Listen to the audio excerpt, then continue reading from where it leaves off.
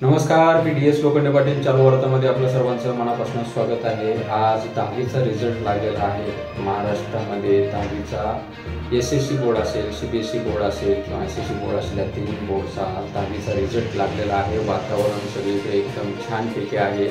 ज्यांचा रिझल्ट चांगला लागला आहे त्यांच्या चेहऱ्यावरती स्मितहास्य आहे, ते आनंदी आहेत आणि ज्यांना अपेक्षितपेक्षा कमी मार्क्स मिळाले आहेत ते थोडं दुःखी असतील आणि काही फेल पण झाले असतील ते त्याच्यापेक्षा जास्त दुःखी असतील।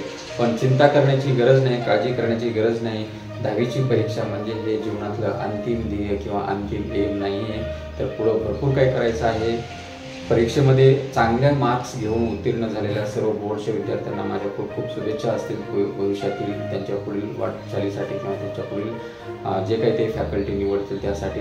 आणि सगळ्यात महत्त्वाचं, ज्यांना मार्क्स कमी पडले त्यांनी 12वीसाठी मोठी तयारी करा। 12वीच्या बोर्डामध्ये चांगले मार्क्स, चांगले टक्केवारी घ्या आणि 10वीची गळ भरून काढा।